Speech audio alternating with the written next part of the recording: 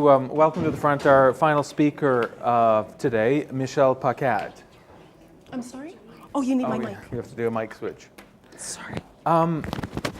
Michelle Paquette has been studying art history and feminist theory for the past 7 years at Université de Québec à Montréal, and is currently a first-year student in Quebec's inter-university PhD program in art history.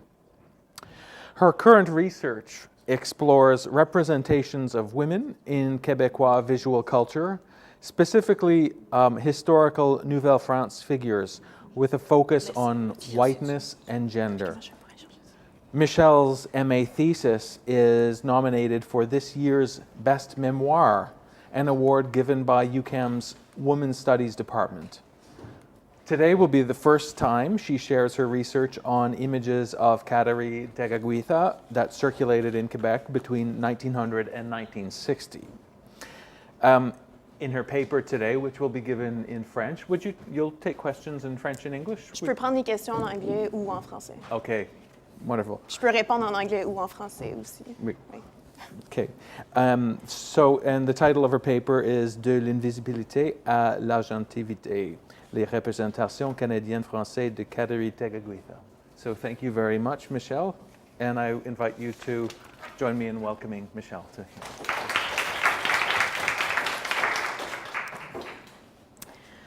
Au moment où j'ai commencé ma maîtrise, à l'automne 2012, je m'étais créé une liste d'objectifs précis qui déterminerait le déroulement de cette recherche. 1. Provoquer un sentiment de fierté chez ma mère et mes grands-mères qui n'ont jamais eu l'opportunité de faire des études universitaires. 2. Créer des liens solides d'amitié avec les autres femmes du programme qui priorisaient aussi une approche féministe et ou postcoloniale. 3. Prendre part à un dialogue critique et responsable à titre d'historienne de l'art féministe avec mon milieu d'études, l'histoire de l'art du Québec et mon héritage en tant que femme blanche colon ou settler d'origine québécoise. Et 4, transformer ma collection naïve d'images de Kateri Tekakwitha en une iconographie raisonnée de la première sainte autochtone. Le point de départ de cette iconographie est bien sûr l'œuvre canonique du père jésuite Claude Chauchetière, premier et seul portraitiste de la sainte, réalisé quelques jours après que la jeune femme décède en odeur de sainteté en 1680 à la mission du Sault Saint-Louis de nos jours Kahnawake. Dans la foulée des événements qui entouraient sa canonisation le 21 octobre 2012, je fus rapidement confrontée à non seulement l'étendue de la popularité de son culte, mais aussi la complexité des enjeux dans lesquels s'inscrit cette recherche sur la présence de Kateri Tekakwitha dans la culture visuelle canadienne-française au début du 20e siècle. Au cœur d'une couverture médiatique plutôt consensuelle, la présence critique d'Orinda Boucher, universitaire Mohawk de Kahnawake, rappelait lors d'une entrevue pour la presse la signification souvent oubliée de cette canonisation. Je cite, « L'événement cache un visage beaucoup plus sombre. Il rappelle la relation tourmentée qui dure depuis des siècles entre l'Église et les Autochtones. Cette canonisation renvoie surtout à l'histoire coloniale qui a eu un impact sur le peuple Mohawk. C'est une histoire horrible et malheureusement Kateri en fait partie. Le personnage suscite des sentiments partagés parmi les Autochtones. Pour beaucoup d'entre eux, Kateri reste une source de fierté, peu importe l'allégeance spirituelle. Chez les Mohawks, plusieurs traditionalistes ont d'ailleurs fait le voyage à Rome pour assister à la canonisation.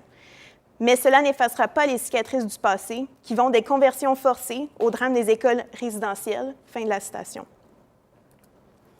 Lors de cette canonisation, le Vatican choisit d'afficher sur son enceinte le portrait attribué au missionnaire Claude Chauchetière, un acte qui conférait à l'image le statut de portrait officiel de la sainte.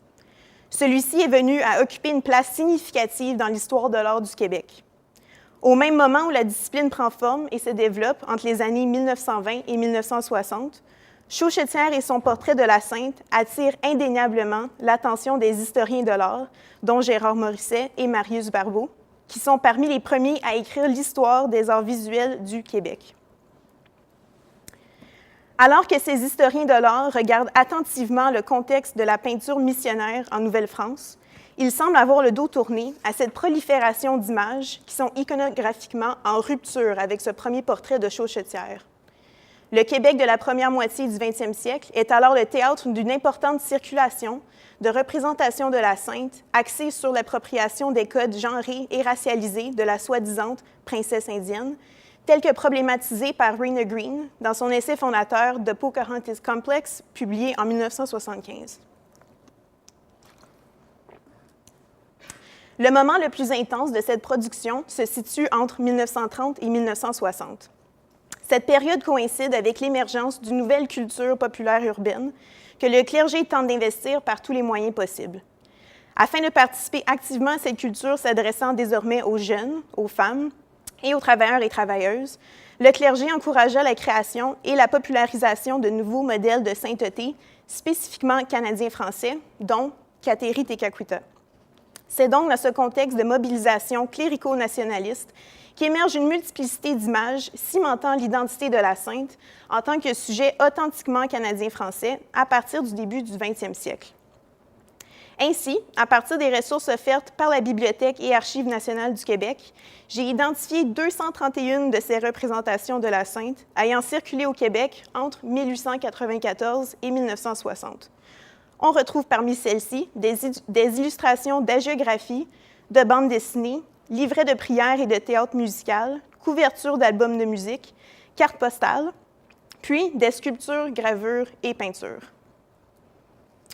Au cours de l'élaboration de cette iconographie, j'ai accueilli avec une grande joie la présence de 3 femmes artistes, dont Simone Hudon-Beaulac, une artiste bien connue de l'histoire de l'art du Québec, malgré que ses illustrations de la géographie Kateri Tekakwitha, Vierge Mohawk, n'aient fait l'objet d'aucune recherche. C'est pourquoi, en tant qu'historienne de l'art féministe, la découverte des 2 autres artistes femmes encore inconnues, Mother Mary Nealis et Jeanne Bouvier, me plut par rapport à la possibilité d'introduire leur travail au milieu de l'histoire de l'art, tel que je le ferai pour la présentation d'aujourd'hui. La présence de ces œuvres se démarque non seulement du reste de ce corpus, étant donné qu'elles furent produites par des femmes, mais aussi parce que ces artistes eurent recours à des modèles autochtones dans l'élaboration de ces œuvres, dont Evelyn Montour et Cécile Jacobs, 2 femmes Mohawks de Kahnawake. La participation de Montour et de Jacobs à l'élaboration de ces œuvres et les rapports identitaires complexes entre artistes et modèles produisaient ici le défi important de développer une méthodologie qui tend vers l'humanisation et l'agentivité du sujet représenté. C'est à ce plan que 2 textes ont joué un rôle particulièrement important lors de l'écriture de ce nouveau chapitre de l'histoire de l'art, soit Performing the Native Women de Ruth B. Phillips et The Fruits of Resistance, Reading Portrait of a Negro Slave on the Sly de Charmaine Nelson. De manière générale, ces 2 historiennes de l'art abordent le potentiel de l'approche visual culture qui permet de confronter les limites de l'histoire de l'art traditionnelle et les approches qu'elle privilégie, ses mécanismes d'exclusion et le renouvellement de ses paramètres. Chez Phillips, cette approche lui permet d'inclure la présence artistique performative d'artistes autochtones au sein de la période moderniste propre au 20e siècle, sans pour autant les contraindre à l'étiquette de victimes ou de complices d'un discours primitiviste préétabli. C'est dans cette perspective qu'elle réintroduit les pratiques artistiques d'Esther Deer et Maudie Spotted Elk, qui s'approprièrent stratégiquement les codes genrés et racialisés du primitivisme lors de leurs performances. Par rapport à l'essai de Nelson, sa lecture subversive de l'œuvre canonique Portrait of a Negro Slave de François Malépart de Beaucourt permet non seulement de renverser le discours historiographique traditionnel, mais les rapports de pouvoir qui sous-tendent la relation artiste-homme blanc bourgeois et la modèle femme noire esclave. Son analyse féministe postcoloniale, qui priorise le contexte de production de l'œuvre, permet une interprétation qui favorise le point de vue situé et l'agentivité de Marie-Thérèse Zemire, le sujet représenté. Ultimement, ce sont les mots suivants de Nelson qui ont guidé l'approche que j'ai privilégiée. Et je cite, « Whereas we are taught to look for meaning in art on the surface of the art, we must also remember that which is most difficult, arguably impossible to see clearly or at all, the context of production. It is in exploring those relationships, encounters, and interactions that make up the process of production, how the art was conceived and why, the decisions of selection, arrangements, location, and dress that were made and why, that other layers are exposed. Layers that, as in this case, may humanize sitters whose humanity was lost or stolen by anonymity, enforced or carelessly overlooked by the very people who created the artworks. » Fin de la citation. La première œuvre que je souhaite vous présenter, il s'agit de Blessed Kateri Tekakwitha, un portrait peint à l'huile en 1927 par Mother Mary Nealis. Au plan iconographique, ce tableau marque le début d'une nouvelle tradition représentative, en rupture totale avec l'œuvre du jésuite Chauchetière. Bien que cette représentation de la sainte soit parmi les plus populaires, très peu connaissent cet artiste autodidacte ayant vécu à Montréal pendant la majorité de sa vie. Une seule recherche a été produite en 1993 à partir d'entrevues et de documents d'archives. Il s'agit du mémoire de maîtrise The Soul Pictures of Margaret Mary Nealis d'Apollonia Elizabeth Schofield, historienne de l'art de l'Université Concordia. N'ayant jamais gagné l'attention des historiens et historiennes de l'art du Québec, Schofield s'est donné pour mission de présenter un premier survol de la carrière artistique de cette sœur dans l'espoir de l'intégrer au canon canadien. Née à Fredericton en 1876, l'arrivée de Nealis en 1903 à la communauté des Dames du Sacré-Cœur au Sault-Récollet marque le début de sa vie cloîtrée et son rôle officiel de portière. Complètement isolée des tendances artistiques du milieu moderne montréalais, elle peint exclusivement des scènes chrétiennes sous l'influence des grands maîtres de la Renaissance et des pré-raphaélites. Bien que ses œuvres soient lithographiées et distribuées massivement en 1930 et 1950, l'artiste reste tout de même anonyme, car il s'agit avant tout de petites images dévotes imprimées sur papier. Un seul autre article existe au sujet du contexte de production du tableau Blessed Kateri Tekakwitha. Il s'agit de l'article « Il y a 50 ans », publié en 1977 dans le bulletin Kateri. L'auteur, Michael Jacobs, premier prêtre jésuite Mohawk issu de la communauté de Kahnawake, décrit son rôle dans la création de l'œuvre, dont le choix du modèle. Et je cite, « Mère Nealis me pria de lui amener une de mes sœurs au couvent des religieuses du Sacré-Cœur de cet endroit. Elle voulait voir une jeune indienne de Caughnawaga qui put lui servir de modèle. Un beau jour, je lui présente ma sœur Cécile et 2 de ses compagnes. Elle examine ma sœur de près et de loin, de côté et de face. Je crois que ma sœur a donné à Mère Nealis une bonne idée de ce qu'était une jeune indienne. Après coup, Cécile me demanda pourquoi la religieuse l'avait regardée si attentivement. » Dans un post-scriptum, Henri Béchard, fondateur du bulletin Kateri, explique que Nealis eut aussi recours à d'autres modèles, dont la sœur Lena Landry du Sacred Heart Convent à Halifax. Schofield eut la chance de l'interviewer en 1989 pour ses recherches. Voici comment Landry décrit son expérience. Début de la citation. When I was a postulant, Mother Nealis came to us postulants and said, I want to paint a picture of Kateri Tekakwitha. Father Béchard, who was in charge of Caughnawaga at the time, asked her. She looked around. We were 7 or 9, and she chose me. I had long black hair and looked more like an Indian than the others did. I didn't have the habit yet. You wouldn't believe it, but my hair was black and long, so she chose me. We wore black woolen shawls, great big shawls with fringes. Mother Nealis made me stand up and pose with the shawl on, and my hands as in the painting. And I looked as solemn as a prince. I stood in the room and she painted the rest in. She improvised the costume.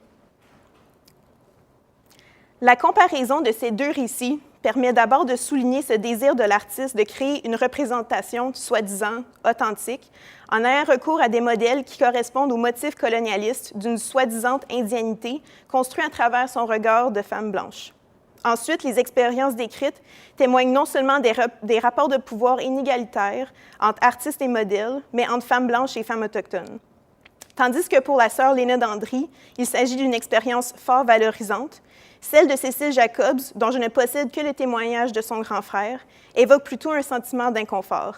Cette interaction entre artistes femmes blanches et modèles femmes autochtones, exacerbée par le regard scrutateur, presque ethnographique de Nealis, sur le corps de Jacobs, doit être historicisée au sein d'un contexte plus large de domination sexiste et colonialiste et de la relation entre l'Église catholique et les enfants autochtones. Chose certaine, une relecture de ce passage centré sur l'agentivité de Cécile Jacobs permettrait de déstabiliser ce statut de modèle passif qu'impose le poids du regard curieux de la sœur. C'est pourquoi, dans ce même ordre d'idée, la dernière phrase du témoignage de son grand frère, et je recite, « Après coup, Cécile me demanda pourquoi la religieuse l'avait regardée si attentivement », témoigne, à mon avis, moins d'une incompréhension dans le cadre de cette interaction que d'un signe de résistance ou d'un contre-regard critique de la part de Cécile. En 1939, le Messager canadien publie la géographie Kateri Tekakwitha, la plus belle fleur épanouie au bord du Saint-Laurent, en y incluant plus d'une quarantaine de photogrammes tirés du film réalisé par la sœur de l'auteur, Jeanne Bouvier, née en 1905 au Massachusetts. La publication de plusieurs articles au sujet de l'œuvre permet d'obtenir une meilleure compréhension de la réception importante du film au Québec et aux États-Unis. Par exemple, l'auteur anonyme de la revue américaine The Lily of the Mohawks décrit en 1941 son appréciation de l'œuvre.